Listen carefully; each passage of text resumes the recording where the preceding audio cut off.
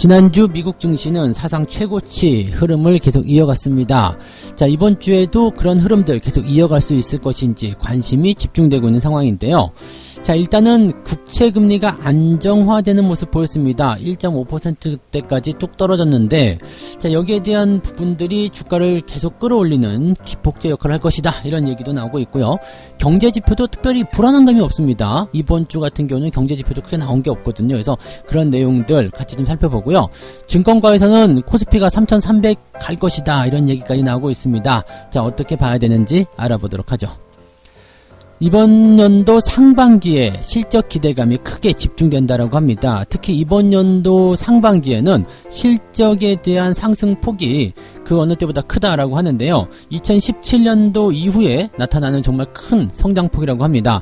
2017년도, 그 다음에 2018년도 초반까지는 실적이 폭발적으로 증가했던 시기였기 때문에 그때와 비교된다는 것 자체가 대단한 일이 아닐까 생각하는데요. 자, 어떠한 부분들인지 알아보도록 합니다. 연기금은 지난 22일간 삼성전자와 하이닉스를 무려 2조 원이 넘게 팔았다고 합니다. 연기금이 이것들을 팔아가지고, 이 주식들을 팔아가지고 또 새로 산 종목들은 어떤 것들인지 좀 알아볼 필요가 있겠고요. 이 주식들을 팔아서 또 왜 팔았는지, 팔아서 또 얼마나 챙겨 먹었는지, 뭐 그런 것들 좀 알아볼 필요는 있을 것 같습니다. 최근에 연기금의 매도가 이제 끊어지는 것인지도 관심이 많이 가고 있는데요. 연기금 움직임에 대해서 알아보도록 하겠습니다.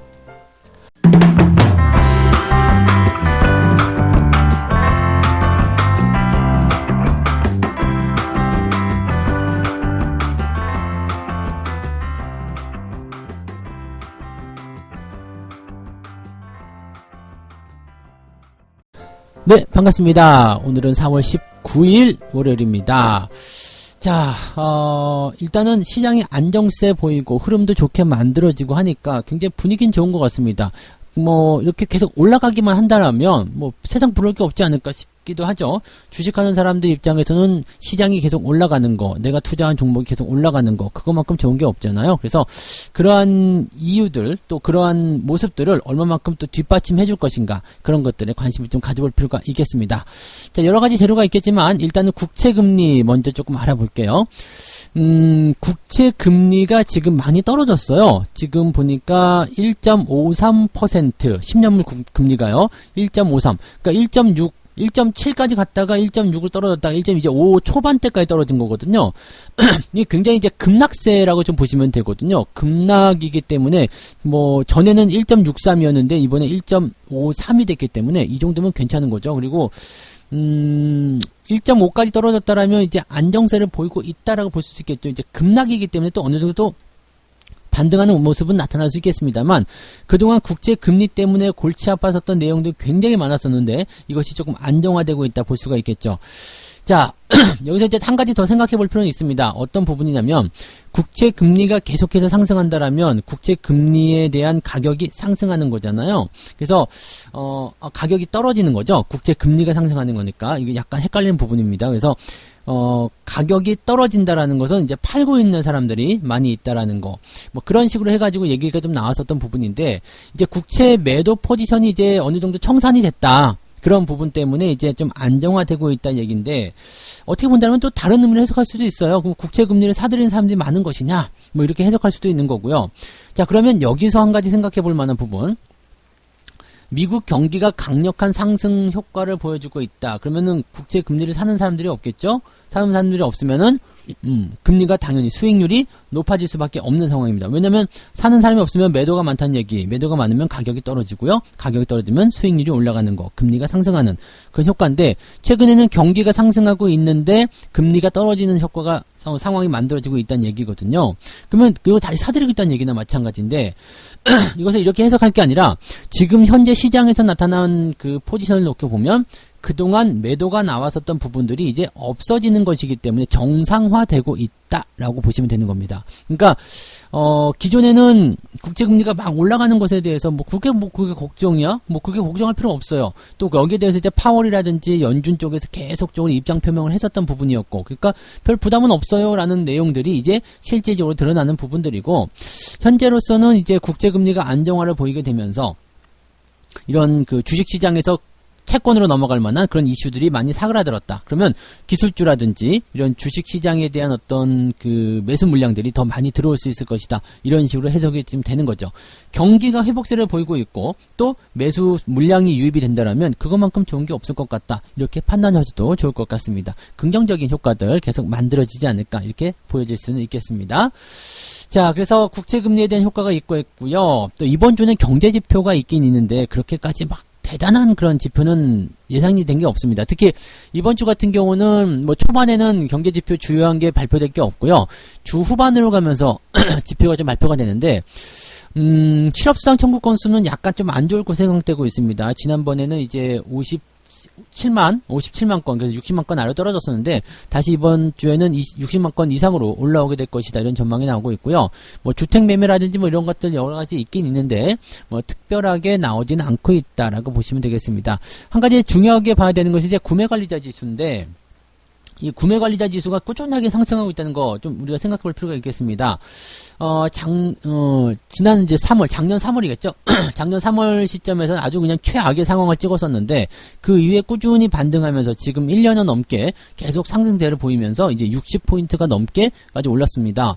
그러니까 지난번 같은 경우도 뭐 59? 네, 뭐 그 정도. 제조업이 59, 그 다음에 서비스가 60, 이 정도 나왔었는데, 지금 이번 예상치 같은 경우는 이제 제조업이 60이 넘게 나올 것이고, 서비스 같은 경우도 61이 넘어갈 것이다. 그러니까 구매관리자 지수가 올라간다는 것은 실제로 구매력이 높아진다는 거고요. 구매력이 높아진다는 것은 그만큼 필요한 것들이 많이 있다는 얘기입니다. 필요하니까 살 거 아니에요. 나 이거 사다가 창고에 놓고 썩힐 거야. 이렇게 생각하면서 사는 사람은 아무도 없을 거라는 얘기예요. 그러니까, 뭔가 이제 자재 순환이 잘 되고 있고 또 제품의 판매가 활성화되고 있고 뭐 이렇다는 이야기가 되겠죠. 그러면 구매자가 거기에 필요한 것들을 많이 사게 될 테고요. 그게 전부 다 구매력, 이 구매 관리자 지수로 넘어가게 된다 이렇게 보시면 되겠죠. 여기서 또 하나 생각할 것은 이렇게 판매가 잘 돌아가고 있다는 것은 그만큼 기업의 실적이 좋아지고 있고 또 소비도 그만큼 늘어났다는 얘기가 되는 겁니다. 그래서 이런 쪽으로 우리가 판단해 본다라면 굉장히 좋은 소식이 아니겠는가 생각합니다. 주 후반에 되면 이제 이런 지표들이 발표가 되는데 지표상의 내용들은 부담될 게 없는 수준이다 이렇게 보시면 될 것 같죠. 네. 자, 국내 증시 이야기도 잠깐 해드릴게요. 이번 주에 증권사들이 예상하는 코스피 밴드가 3150에서 3300이랍니다. 3300포인트를 많이들 찍어내고 있는데, 이 증권사의 목표치만 이제 무조건적으로 좋아하시면 안 돼요. 왜냐면, 올라가고 있는 동안에는 증권사에서 나타나는 리포트는 무조건 그 올라가는 수준에 맞춰가지고 밴드를 진행하거든요. 물론 재료적인 부분이나 기대감들이 많이 살아있는 시점이긴 합니다. 그렇지만 이렇게 올라가고 있는 과정에서 더 올라갈 거야 이렇게 하면은 투자자들 입장에서는 여기서 약간 흥분감을 느끼게 되거든요. 더 올라간다고? 더 많이 간다고? 지금도 많이 올랐는데 지금에도 사야 되겠네? 이런 생각들 하게 되시거든요.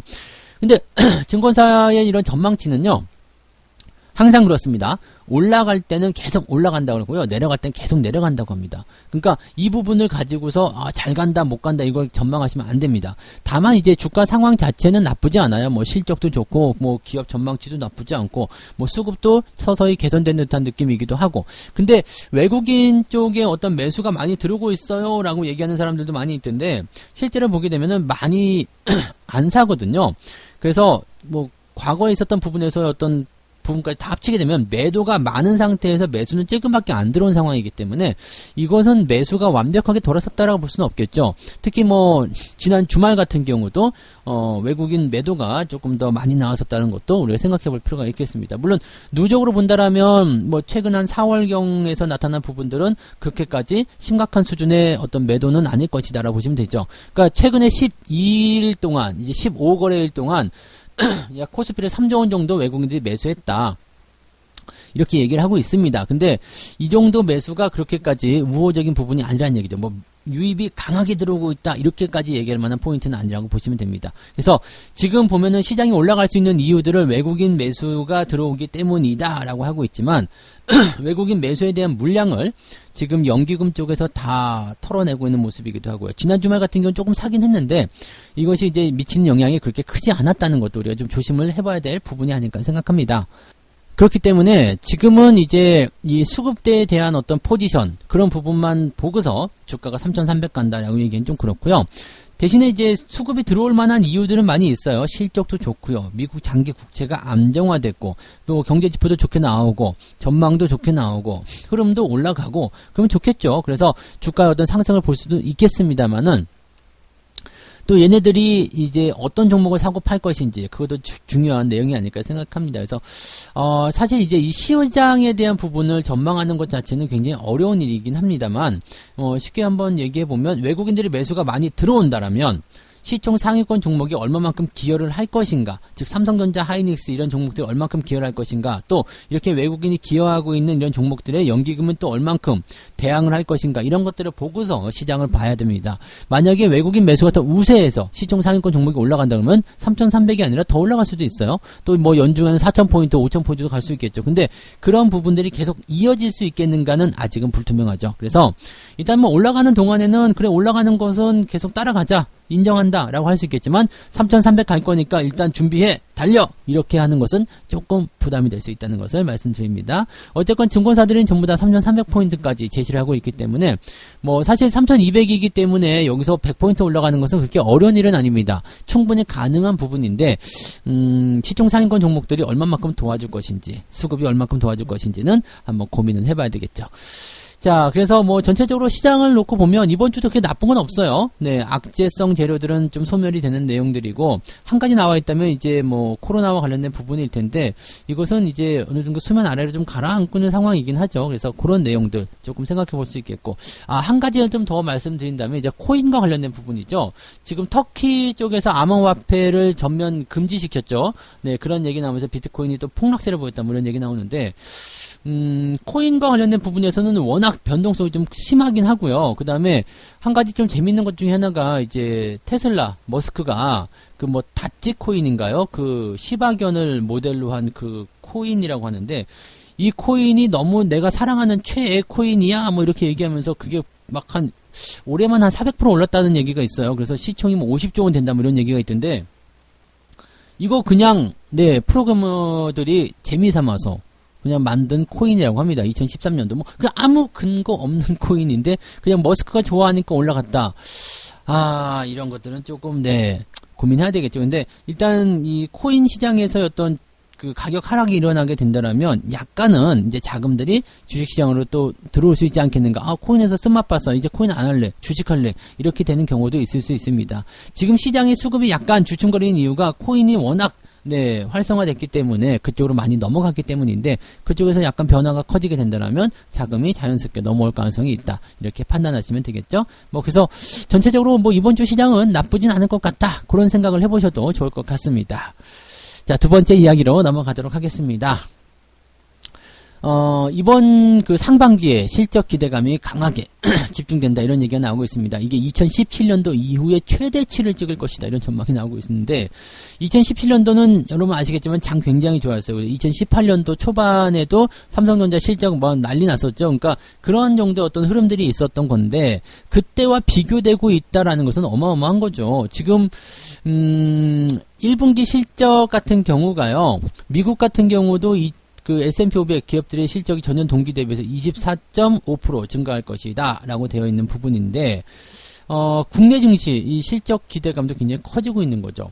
지금 예상치가요, 2017년도 이후로 처음으로 140조 원을 넘어섰다라고 되어 있습니다. 물론 이제 SK증권은 이제 작년도에 133조 원 정도를 이제 이야기했습니다만은, 이제 올해로 바뀌게 되면서 이제 실적 추정치가 훨씬 늘어난 거죠. 그래서 140조 원까지 넘어가고요. 지금 같은 상황이라면은 이런 추정 예상치가 140조 원이지만 더 넘어설 수도 있을 것이다, 이런 기대감들도 같이 나오고 있습니다. 그러니까 2018년도, 17년도에 그 호황기, 그 증시 호황기에 있었던 그 실적, 그 시점보다도 더 좋은 흐름이 나타날 것이다. 근데 가만 생각해보면 사실 2017년도부터 18년도부터 해가지고요, 계속 주가가 상승할 수 있었던 배경이 있었어요. 증시 자체도 좋고 경기 자체도 좋았는데, 어디서 삐끗한 상황이었냐면 무역 분쟁이었죠. 2018년도에 무역 분쟁이 시작이 되기 시작하면서 이게 쭉쭉쭉쭉 떨어져 2019년도까지 간 거고요. 무역 합의가 이루어지게 되면서 2019년도 연말부터 주가가 상승하려고 했는데 코로나가 터진 거고요. 그렇게 된다라면은 잘 생각해 보시면 그 악재들이 없었다라면 주가는 충분히 그 이전에 뭐 3,000포인트든 4,000포인트든 갈 수 있지 않았을까 생각도 해볼 수 있는 내용이거든요. 그것을 이제 해내고 있다라고 보시면 되는 거죠. 물론 무역 분쟁과 관련한 2차전 아직 남아 있긴 합니다만은 네, 일단 경기 회복이 먼저다라는 것에 다들 동의하고 있는 상황이기 때문에 코로나 상황이 해소되는 그 시점부터가 주가가 상승할 수 있는 또 다른 어떤 배경 이렇게 보시면 될 것 같아요. 지금 1분기 코스피 단기 순이익 같은 경우는 이제 32조 원 정도로 예상하고 있고 2018년도 17년도에 이어서 역대 세 번째 규모입니다. 아직 경기가 회복되지도 않았는데 네, 그때 그리고 2018년 17년도는 경기가 굉장히 좋았을 때였는데 네, 그때보다도 훨씬 좋다는 얘기죠. 그리고 1분기보다 2분기 실적이 더 많이 좋아질 것이다. 이런 것들이 전망으로 나오고 있습니다. 굉장히 좋죠. 근데 지금 이렇게 실적이 살아나는 부분들은 뭐냐면 이제 수출입과 관련된 부분이 좀 있다라고 해요. 그래서 이 수출입 지표가 이제 21일 날 수요일 날 발표가 되는데 여기에서 이제 수출입 지표가 조금 좋게 나오게 된다라면 뭐 지금 전망치는 뭐 나쁘지 않겠습니다만 이게 만약에 좋게 나오게 된다라면 어떻게 될까요? 네, 그러면 수출과 수입에 대한 부분들이 좋아졌다. 물동량이 많아졌다. 교역량이 많아졌다. 경기가 좋아졌다. 이렇게 해석될 수 있거든요. 그래서 여기에 대한 내용들이 전체적으로 작용되는 상황이다 보시면 되겠죠. 그러면 실적 더 좋아질 것이다. 상황이 더 좋아질 것이다. 왜 우리는 어떻게 보면 수출 주도형 국가잖아요. 그렇기 때문에 이제 벌어들이는 수입이 좀 많아져야지 주가에 뭔가 기업들 실적에 뭔가 도움이 많이 될 것이다 라고 보시면 되겠죠. 그래서 1일부터 10일까지 이 수출이 지난해보다도 24% 정도 증가했기 때문에 20일까지의 통계도 충분히 좋아질 것이다. 이런 것으로 생각하시면 될 것 같고요. 실적 기대감이 좋은 것은 이제 반도체, 그 다음에 친환경, 그 다음에 철강, 건설, 건자재 업종이다 라고 얘기하는데 이쪽은 뭐 이미 주가가 많이 올라온 부분들도 많이 있어서 네, 가려가면서 투자를 해야 되긴 할 것 같습니다. 근데 어쨌건 기업들의 실적이 좋아지는 부분들이 어닝 시즌에서 그대로 드러나고 있기 때문에 시장에 대한 관점은 네, 추가적인 상승 계속 이어갈 수 있는 어떤 모멘텀으로 작용할 수 있지 않겠느냐 이렇게 보실 수는 있겠습니다. 자, 세 번째 이야기 가겠습니다. 연기금 이야기 잠깐 해야 되겠네요. 연기금 얘기하면 바로 욕부터 하시는 분이 계시죠. 이런 씨발라먹을, 네, 그렇게 네, 수박 나올 때 돼서, 네, 씨를 많이 발라 먹어야 되겠죠. 근데 어쨌든, 이 연기금 얘기만 나오면 이제 일단 기분부터 안 좋아지시는 분들 많아요. 근데, 연기금들도 뭐 나름 고충이 있지 않을까라고 생각을 하기는 개뿔씨. 네, 연기금 이렇게 팔면 안 되죠. 그죠? 뭐 생각이 있다고 하더라도, 뭐 일단 차익 실현에 대한 관점이긴 합니다만, 시장 상황 보면서 해야 되는 거고, 또, 하여튼 간에, 네, 주식을 좀 방어하기 위해서는 연기금도 그렇게 너무, 네, 그렇게 하시면 안 된다. 이렇게 일단은 말씀드려보고, 이건 마무리 어떻게 해야 되는 거야? 네, 어쨌든 다시 시작할게요. 네, 시작. 네, 연기금이 22일 동안 삼성전자 하이닉스를 2조 원 팔아치웠다. 그래서 연기금의 이제 매매에 대해서만 일단 살펴보도록 할게요. 이제 욕으로 빠지지 않겠어. 그래서 연기금이 지금 보면 이제 기금 운용, 회의 이런 것들을 통해 가지고요. 이제 그 전략적 자산 배분의 허용 범위를 확대했잖아요. 1%. 근데 이 1%에 대한 것은 뭐 거의 저거 없다라고 말씀드렸었죠. 거의 뭐 효과 없다 이렇게 말씀 좀 드렸는데 이것 때문에 매수가 들어올 수는 없겠지만 그래도 매도가 줄어들 것이다. 그러다 보니까 지난 주말에 매수가 조금 들어왔어요. 진짜 조금 들어왔어요. 그러니까 매수가 전환된 것이 아니라 매도가 멈춘 것이다. 이렇게 해석이 되는 내용이긴 합니다. 매도가 멈추기만 해도 사실은 괜찮아요. 그래서 매도만 멈추더라도 다른 쪽에서 받아주면 충분히 거기에 대한 기대치가 나올 수 있기 때문에 뭐 외국인들의 매수가 들어와 준다거나 그런 것들을 통해서 주가가 상승할 수 있는 배경들이 만들어질 수 있다. 이렇게 보실 수가 있겠죠. 뭐 아직까지는 이제 매도 물량이 더 많습니다만은 이제 이런 부분들이 지난 주말을 기점으로 해서 조금씩 좋아질 것인지 그렇게 해서 서서히 개선될 것인지 한번 볼 수는 있을 것 같습니다. 근데 지금 가만히 놓고 보면요. 공매도까지 2주밖에 안 남았단 말이에요. 공매도까지 2주밖에 안 남았는데 그동안 연기금들이 또 뭐 공격적으로 매수를 해줄 이유는 또 따로 없을 것 같아. 이 공매도가 나올 종목들은 일단 올라간 상태에서 때리는 것이 일반적이기 때문에 그렇게 위쪽에 많이 올라간 종목들에 대한 비중을 계속 줄이려고 할 거고요. 그리고 밑에 쪽에 있는 종목으로 갈아타려고 하는 모습이 나타나겠죠. 그래서 매도에 대한 부분들이 줄어들었다 하더라도 어떤 종목에 들어가고 어떤 종목에 나오고 있는지를 우리가 알고 있어야 된다는 얘기가 좀 될 것 같습니다. 그래서 잘 살펴보니까 매수한 종목들 딱 살펴보니까 삼성전자에서 1조 4천억, 1조 5천억 가까이 팔았네요. 엄청 팔았어요. 그래서 전체 매도 금액의 41%. 사실 대차장고가 가장 많이 증가한 종목이 삼성전자이기도 하니까 여기에 대한 부담감을 일단 갖고 있었을 것이다. 그 다음에 2등이 반도체 하이닉스입니다. 4천억 정도. 그 다음에 네이버, NC소프트, 우리금융지주, 삼성전기, 롯데케미칼, 한국전력 뭐 등등등으로 팔아먹었어요.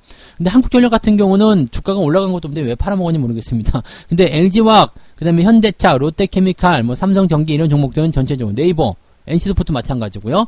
지금 한국전력을 제외하고는 대체적으로 공매도의 타겟이 될 수 있을 만큼 주가가 많이 올라가 있다라고 보시면 되겠고, 팔아먹은 것들 보니까 공교롭게도 코스피 200에 다 포함된 종목들이죠. 네.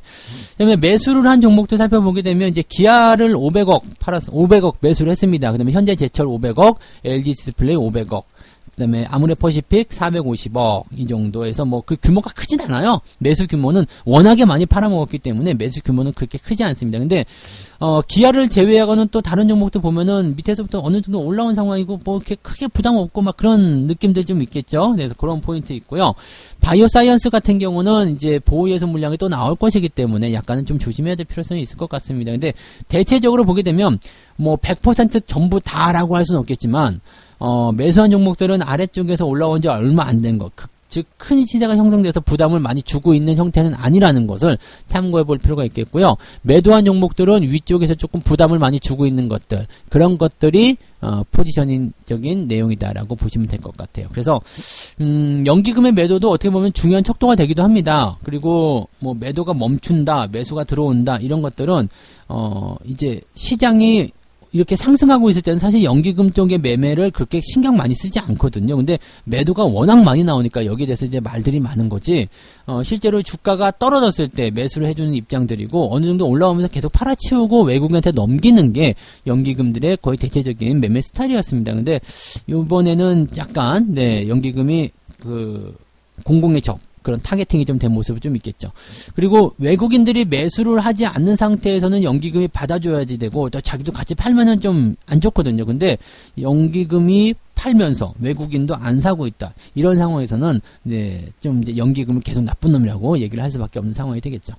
자, 어쨌건 이제 연기금 쪽에서는요, 얘네들이 팔고 있는 종목들은 일단 조심을 하실 필요가 있을 것 같아요. 뭔가 냄새가 나는 그런 종목들일 수도 있으니까. 그렇다고 해서 뭐 삼성전자, 하이닉스 뭐 이런 종목들이 냄새나고 구리고 나쁜 종목이다 이렇게 얘기하기 좀 그렇겠습니다만, 어쨌건 많이 팔아먹고 있고 또 많이 올라온 상황이어 있다는 것은 우리가 충분히 조심해야 되는 그런 내용이라고 판단하시면 되겠고요.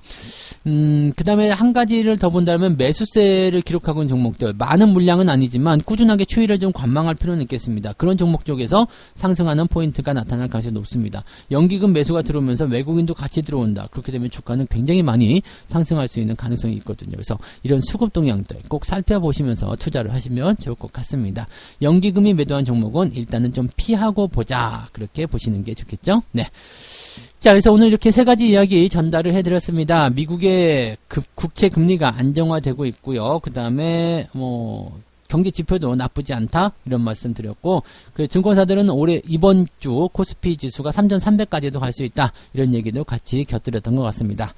상반기에 집중된 실적 기대감이 이번 1분기 실적은 2018년도, 17년도에 이어서 무려 역대 3위 기록을 하고 있다. 이만큼 실적이 좋다, 이렇게 얘기를 하고 있습니다. 실적이 좋아지는 상황 속에서 주가가 당연히 올라갈 수 있는 포지션이 나오겠죠. 그래서 실적에 대한 기대감은 계속 가져볼 필요가 있겠다. 그러면 주가가 계속 올라가는 거 충분히 설명할 수 있어, 이렇게 얘기를 할 수가 있겠죠. 자, 그 다음에 연기금 쪽 같은 경우는 삼성전자, 하이닉스를 비롯해서 시중 상위권 종목군들, 또 많이 올라온 종목들 위주로 많이 때리고 있는 상태이고요. 그 다음에 매수가 있는 종목들 같은 경우는 대체적으로 100%는 아니지만 대체적으로 밑에서 올라온 지 얼마 안 된 종목들 위주로 가고 있다. 부담 없는 종목들, 즉 공매도의 타겟팅에서 조금 벗어날 수 있는 그런 종목들 위주로 대응되고 있는 것 같다, 이렇게 말씀을 드릴 수가 있겠습니다. 자, 책 한 꼭지 읽고 마무리하도록 하겠습니다. 대부분의 투자자는 균형과 중도를 좋아하지만 그런 전략은 성취보단 실망감을 안겨주는 절충이 되기 쉽다. 어정쩡한 비즈니스맨이 돼서는 투자자로서 절반의 수익조차 얻기 힘들다. 이게 무슨 얘기냐면요, 그냥 확실한 어떤 방향성이나 이런 것들 없는 상태로 접근하시면 안 된다는 얘기예요. 즉, 내가 주식을 사는데 이유가 있어야 돼. 이 주식은 여기 시점에서 내 바닥에서 사기 때문에 이만큼 올라갈 것이야. 그래서 그 과정을 내가 일단은 데리고 가면서 저 목적지까지 데리고 갈 거야. 이런 어떤 포지션들이 정립이 되어 있어야 되는데, 그냥 가면 가고 말면 말주 괜찮아요. 뭐 이렇게 하면은 이 죽도 밥도 안 되는 이야기입니다. 그래서 뭐 물리면 언젠가 올라오겠죠. 내리면 뭐 이렇게 하면 안 된다는 얘기예요. 그러니까 주식을 살 때도 항상 내가 지금 현재 위치가 괜찮은 자리인지 아닌지 철저한 분석을 통해서 접근해야 되지, 물에 물 탄 듯 술에 술 탄 듯 미지근한 자세로 하게 되면은 돈을 벌 수가 없다라고 보시면 되겠습니다. 그렇다고 해서 막 공격적으로 막 올라가는 것만 따라가라는 얘기 아니고요. 철저한 분석과 그다음에 거기에 대한 근거를 가지고서 투자를 하라, 이렇게 말씀을 드리는 거죠. 네. 자, 오늘 여기까지 이야기해드리고요. 오늘은 아침 9시부터 시작됩니다. 뭐가요? 무료 라이브 방송 시작되죠. 88TV와 유튜브를 통해서 라이브도 참여하시면 저하고 같이 상큼한 월요일 아침을 열어가실 수가 있습니다. 무료 라이브 방송에서 뵙겠습니다. 조금 이따 만나요.